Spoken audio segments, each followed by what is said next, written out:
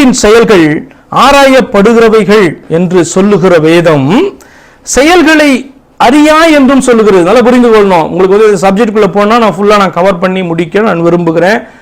சீக்கிரம் முடிச்சிடறேன். நான் கர்த்தருடைய செய்கைகள் ஆராயப்படுகிறவைகள், ஆராய வேண்டும் அப்படின்னு சொன்னேன் நான். அதே நேரத்தில் அவருடைய செயல்களை அறியாய் என்றும் வேதம் சொல்கிறது. ஏன் அப்படி சொல்லுகிறது நீங்க கவனிக்க வேண்டும். பிரசங்கி 11ஆம் அதிகாரம் 5வது வசனம், ஆவியின் வழி இன்னதென்றும் கர்ப்பவதியின் வயிற்றில் எலும்புகள் உருவாகும் விதம் இன்னதென்றும் நீ அறியாதிருக்கிறது போலவே எல்லாவற்றையும் செய்கிற தேவனுடைய செயல்களையும் நீ அறியாய். ஒரு கர்ப்பவதியினுடைய வயிற்றில் எலும்பு வந்து உருவாகிற விதம், எப்படி அது உருவாகுது டாக்டர்ஸ் கூட சரியா தெரியாது. எலும்புல என்னென்ன காணப்படுது, பாஸ்பரஸ் இதெல்லாம் இருக்குது, அதெல்லாம் சொல்லுவாங்க. ஆனா எப்படி உருவாகுது எலும்பு தெரியாது. இன்னும் கண்டுபிடிக்கிறதுக்கான ஞானம் இல்ல. எலும்புகள் உருவாகிற விதம், எந்த நேரத்தில் அது உருவாகுது, இந்த வீக்ஸ்ல உருவாகும் அந்த வீக்ஸ்ல உருவாகும் பாத்தீங்க அப்படின்னு சொன்னா உலகத்தினுடைய ஞானம், மெடிக்கல் ஃபீல்டுடைய ஞானம் பேசலாம். ஆனா எப்படி உருவாகுது, இன்ன விதமாய் உருவாகுது, நீ அறியாதிருக்கிறது போலவே எல்லாவற்றையும் செய்கிற தேவனுடைய செயல்களையும் நீ அறியாய். இதனுடைய அர்த்தம் என்ன? ஆராய்ந்து பார்க்க சொல்லுகிற அவருடைய செயல்களை, ஆனா அவருடைய எல்லா செயல்களும் நீ அறிந்து கொள்ள முடியாது என்று சொல்லி வேதம் சொல்லுகிறது. அதுல என்ன முக்கியமா நீங்க பார்க்கணும் அப்படின்னு சொன்னா, ஆராய்ந்து பார்க்க முடியாதவைகள், ஆராய்ந்து பார்க்க அவசியம் இல்லாதவைகள் உண்டு. அதுக்குள்ள போய் ஆராய்ந்து பார்க்க கூடாது. நான் சிம்பிளா உங்களுக்கு குயிக்கா நான் சொல்லிடுறேன். வெளிப்படுத்தல் 2ஆம் அதிகாரம் 24வது வசனம், வெளிப்படுத்தல் 2:24, தியத்தீராவிலே இந்த போதகத்தை பற்றி கொள்ளாமலும், அதாவது தவறான போதகம் வந்து அந்த தியத்தீரா சபைக்குள்ள வந்து காணப்படுது. அல்ல இந்த 7 சபைகளுக்கும் பாத்தீங்கன்னா அது போனது. ஆனா சில சபைகள் அதை ரிஜெக்ட் பண்ணுச்சு, வேண்டாம் அப்படின்னு சொல்லி சில போதனைகளை, துர்போதனைகளை, கள்ள உபதேசங்களை தள்ளினது. அப்ப தியத்தீரான்றதான சபையிலையும் பாத்தீங்கன்னா அப்படி தள்ளினவர்கள் உண்டு. அப்ப குறிச்சு ஆண்டவர் என்ன பண்றார், பேசுகிறார் ஆவியானவர்.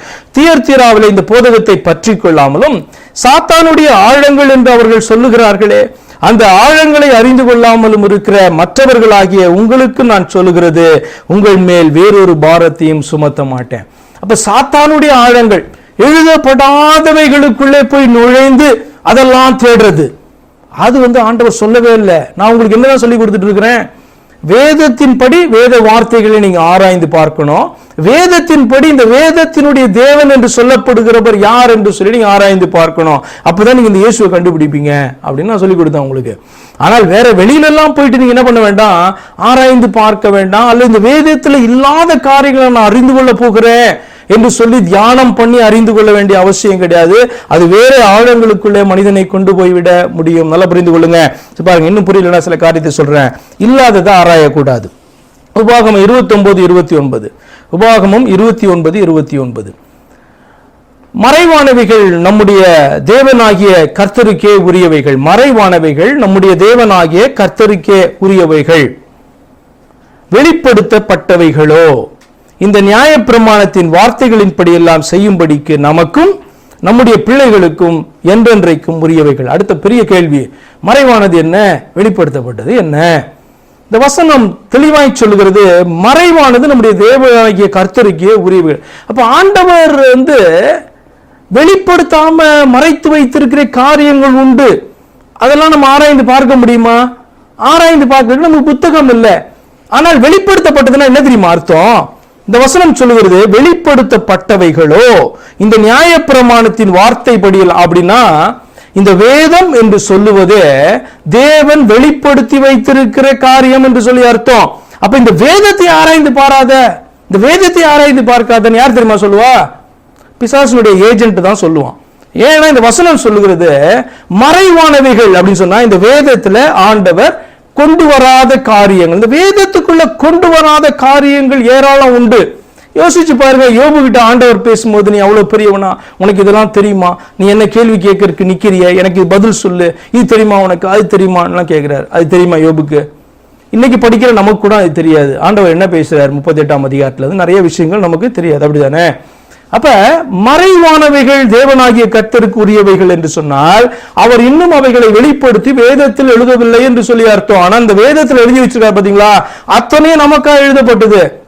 நமக்கு புரியல அப்படின்னு சொன்னா முகமுடி இன்னும் போட்டுட்டு இருக்கோம். இந்த வேதத்தினுடைய வார்த்தைகள் ஆண்டவர் வெளிப்படுத்தி இருக்கிறது தான் வேதம்.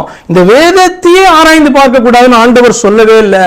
வேதத்துல எழுதியிருக்கிறதுடைய ஆழத்துக்கு போகாதுன்னு ஆண்டவர் சொல்லவே இல்லை. வேதத்துக்கு புறம்பா என்னை தேடுவதற்கு போகாத, வேதத்தின் புறம்பா பிசாசுடைய காரியங்களை அறிந்து கொள்றதுக்கு ஓடாத.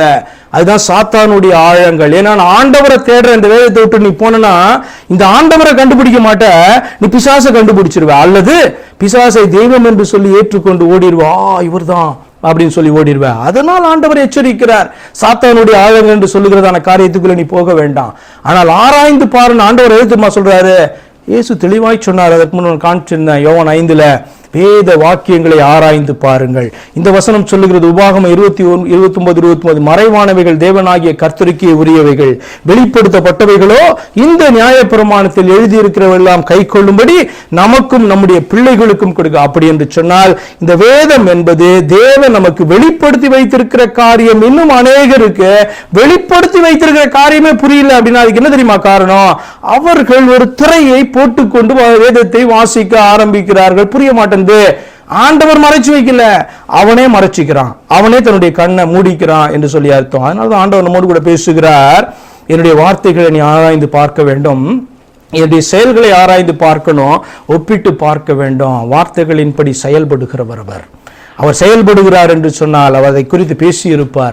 அதை புரிந்து கொள்ளணும். வேதத்தில் இல்லாத ஒரு காரியத்தை போய் அவருடைய செயலை போய் நம்ம ஆராய்ந்து பார்க்க வேண்டியதான அவசியம் நமக்கு இல்லை. அதுல இருந்து நம்ம ஒன்றும் கற்றுக்கொள்ள போகிறது கிடையாது. அது நமக்கு அப்பாற்பட்ட காரியமா இருக்கும். ஆனபடினால் பிரசங்கி 11:5 சொல்லுகிறது, அவருடைய எல்லாவற்றையும் செய்கிற தேவனுடைய செயல்களை நீ அறியாய் அப்படின்னு சொல்லப்படுகிற காரியம் என்ன?